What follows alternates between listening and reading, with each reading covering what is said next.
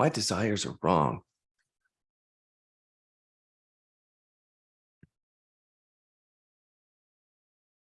Your desires are wrong. You know that? Your desire to lick my mouth, that's wrong. Your desire to eat, it's wrong. Your desire to eat food, it's all wrong. Your desire for love is wrong. That's what we do to kids. It's sad.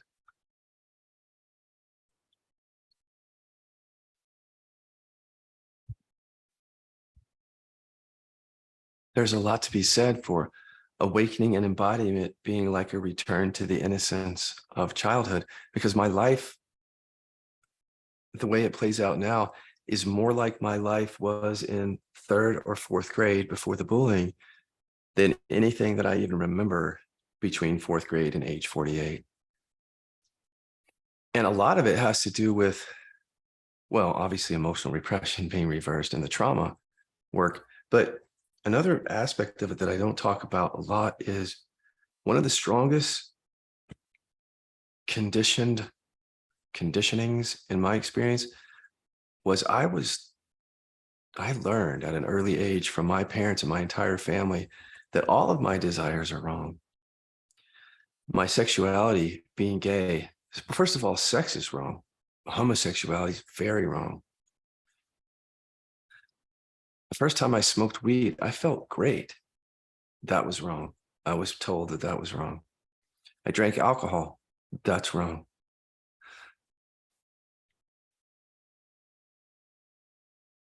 A lot of things that I really liked to do ended up being wrong in somebody's eyes. The damage that that does internally to us, it hasn't been told yet.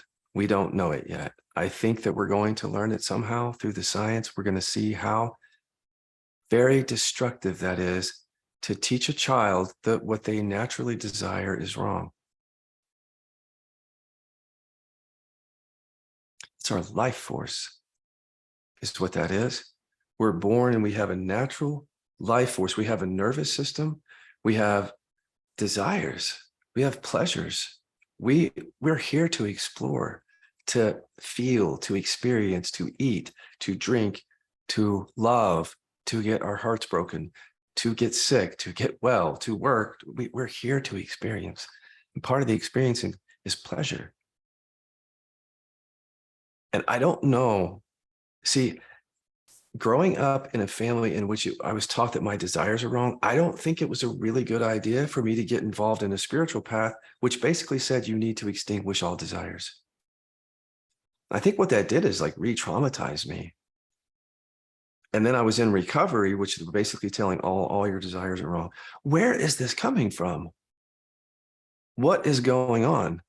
Because until you wake up out of it, it feels like that's normal and that's okay. And that's not okay. To be telling each other that our desires are wrong. It's one thing when our desires begin to harm others.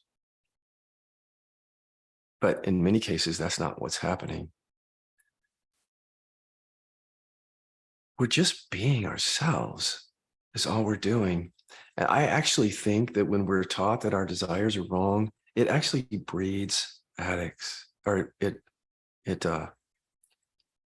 it's like, if you want to make sure that a child becomes an addict, then tell them that what they desire is wrong. Or if they start drinking, if you really want them to keep drinking, tell them to stop.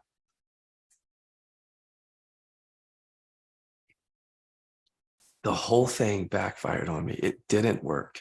Like my parents telling me that my sex is wrong, that my pleasures are wrong, absolutely didn't work. I became a hider. I hid it all from them, and then I became an addict and lived in shame because of that. It did not work. That kind of parenting doesn't work, as far as I can tell. The spirituality, though, it's like the spiritual teachers became my surrogate parents. I didn't know any better. So I didn't know that it's not appropriate to tell someone that their desires are wrong, that they need to extinguish their desires. So I just picked up a surrogate parent in the form of Buddhist teachers who were telling me the whole point is to extinguish desires. That enmeshed with mom and dad's message. And so what it did is it reinforced the repression, as I've said, how the Eastern practices can do that. And then I got really sick. And that's where a lot of people are. They're sick and they don't know why. Because your life force, in a number of ways, is being held back, including not just your emotions, but your natural desires. I just had a conversation with a gentleman. I wish I could share with you the insights that he has, because he's going through this. I can't share that. But it's really a big topic, though.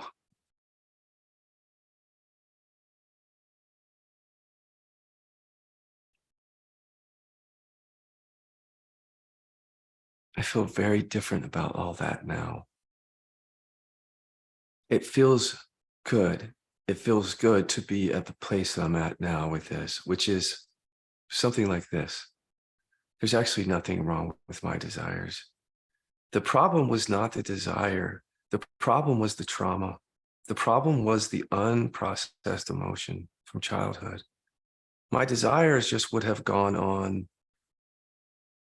just being desires. But when you're told that who you are is not right, that you shouldn't be this way, that you shouldn't feel that you shouldn't enjoy that you're wrong for enjoying that, after a while, that's the problem. It's not the desires. So I don't think we should be telling people in spirituality to extinguish all desires, because that just sounds like my mom and dad. That sounds like a really unconscious recovery program is what that sounds like. Like, the ones where they say, don't use, and if you use, you're bad or something. How is that helpful to us? Tell me, how is that helpful in spirituality to have that paradigm? Now, look, if you didn't grow up in a family like that, maybe you grew up in a family where your desires were allowed. I don't think so. I mean, but maybe, maybe there are one or two of you or 10 of you who are going to comment on this video and say, Scott, I didn't grow up that way. My desires, I had conscious parents. If I had a desire, they just said, that's natural. Just feel that. But chances are I'm not going to get too many comments. So I think we have to look at this as almost like how deep this runs, really. And that we've all accepted it as being okay in a way. It's like we've submitted to this cult of human conditioning where it's okay to tell other people that what they desire is wrong. That's not okay, actually. And when you get clear, you'll make sure that people don't do that to you. That's what happens when you come out of repression, is that finally you stand up for yourself in your own power and you say, stop, stop, stop shaming me and stop shaming everybody else. Stop. You can't do that when you're a kid who you're told that your desires are wrong, your voice is wrong, your emotions are wrong. You can't stand up against all of that and say stop. And so what you do is you submit and you believe it, and you get into spirituality and you believe that you're supposed to extinguish all your desires. And you don't even realize that what's making you do that is the trauma. It's not clarity. Awareness doesn't have a desire to get rid of desires. It doesn't have any desires to do that. It's the ego, the conditioning, that has a desire to extinguish desires. And the conditioning is coming from, a lot of it's from childhood, just mom and dad stuff, or cultural stuff, if you will. I have not resonated, and I do not resonate on a personal level with a recovery path for myself that says complete sobriety, for example, because that's just like getting mom and dad's approval. That's all that feels like. Or getting the 12-step sponsor's approval is what that feels like. My life cannot be based on getting love and approval and staying safe. That's not freedom. It's not freedom. So I would just take a look, if I were you, any of you who have this, where you're on a spiritual path and you're trying to distinguish desires and you don't know where it's coming from. So I would say, let's do a little inquiry here before I go. I want you to pull up something that you desire, whatever that is, sex, something, whatever. Maybe you just desire to be in nature.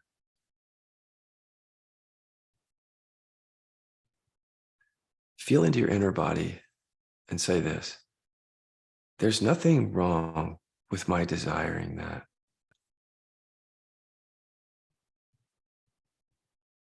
Feel your body. If you're really clear, you'll see that there's nothing wrong with that. And probably also then you won't be, you're not compulsive about that. But chances are most of us get a hit here, which means the conditioning that tells us I'm wrong for wanting that.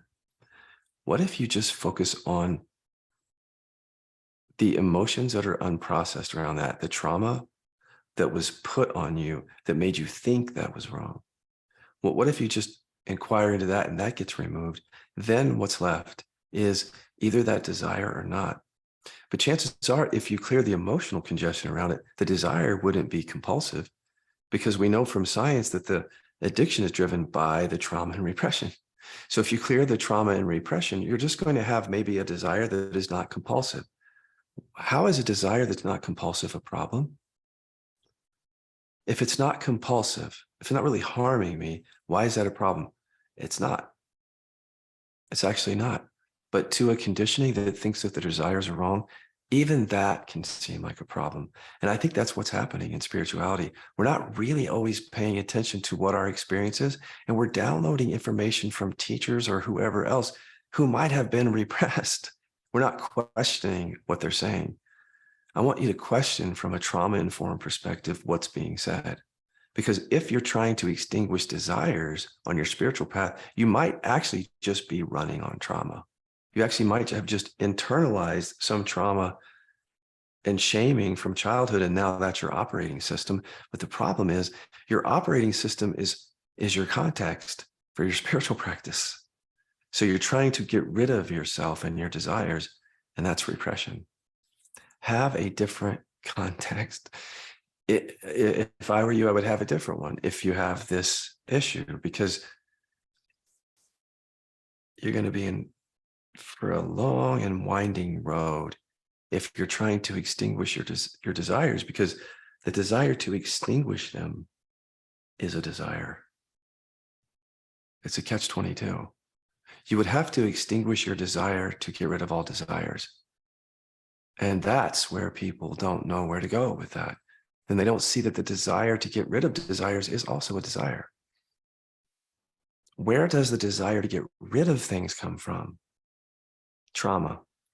See, you were told that. You were told that the desire to get rid of your desires doesn't even come from you. Think about it. It probably comes from something that you've learned. I'm just going to leave you with that. See where that takes you.